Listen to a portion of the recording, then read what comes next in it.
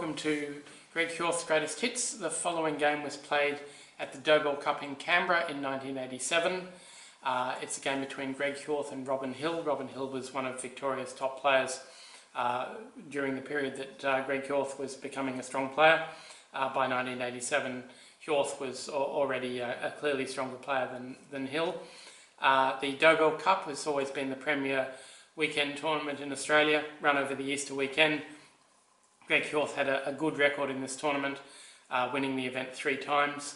A number of times he won it from coming from behind. I remember one year in particular when I'd started the tournament with 6 out of 6. Greg was a point behind me, beat me in the last round, and took the title.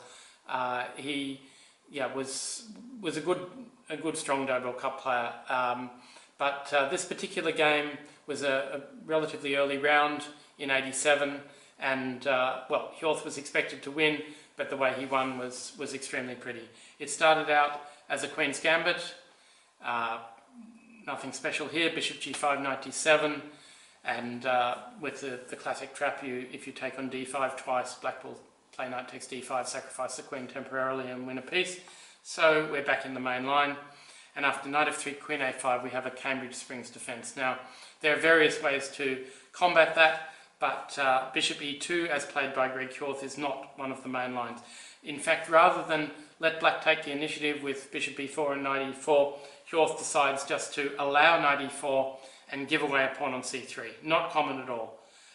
Here, if he had the bishop on d3 in this position, Black would take on g5 and take on c4 and win a piece. But with the bishop on e2, knight takes g5 is not as dangerous, though still playable. But instead he takes the pawn on c3, and after takes, pawn takes, queen a5. It doesn't look like white has much for the pawn, certainly. But in fact, it's just rather difficult for Black to develop because knight f6 is going to get chopped off. And after Hjorth's queen d3, it becomes clear white really wants to just play pawn to e4 and break the position open before Black is ready. So bishop a3 is a reasonable move to try and gain a tempo. Bishop here, rook b3, castles, and now e4. And here Hill really has to be careful. He took on e4, and that's probably already a serious error. There are moves like h6 here to ask the bishop on g5 where it's going. After he took on e4 and the queen took back, it's getting very, very difficult, and Hill's next move probably makes things worse. But already bishop d3 is a big threat for white, and it's clear that Black just doesn't have any simple way of getting his pieces out. So he played f5, queen check, king h8, and here Hjorth actually misses a combinational possibility.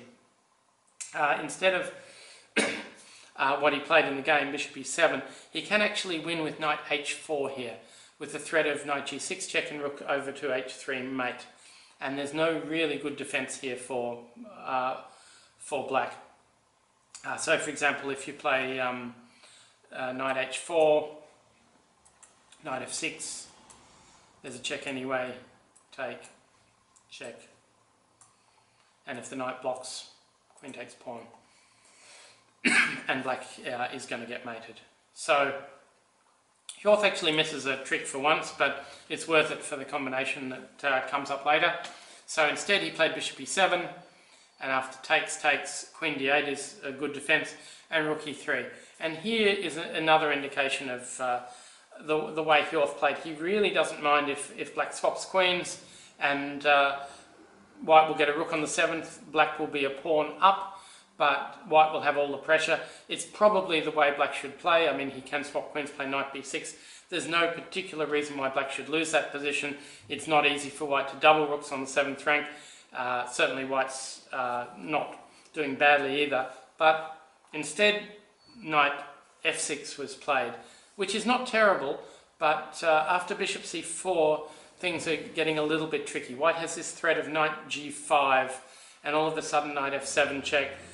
So Black decided to block that with knight e4, and now if white swaps the queens, then after rook takes on d8, knight e5 is playable, but Black can probably survive that with knight d6.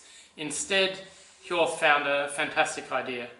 he just played knight e5, giving up his queen on e7, and Hill looked at the position for a while and realised that he had to resign. Because as in the previous variation we looked at, the threat is knight g6 and rook h3, so queen takes queen is simply answered by knight g6 and rook h3, and well, there's no other defence, because you can't cover that square properly. So for example, if you play knight g5, then there's a very simple move. Queen takes, knight check, and if you take it and save your queen, then it's made on the back rank. And of course, the main line is equally pretty. Check, takes, and mate in 2 with rook h3. So a lovely combination by Hjorth. In a way, it's you could say it's a pity he missed the earlier one, but he certainly played a much cleverer one. And there were lots of pretty finishes like that in his games. This was not a key game in a big tournament, but certainly you could see Hjorth with his typical giving up a pawn for a little bit of an initiative and then finishing extremely accurately.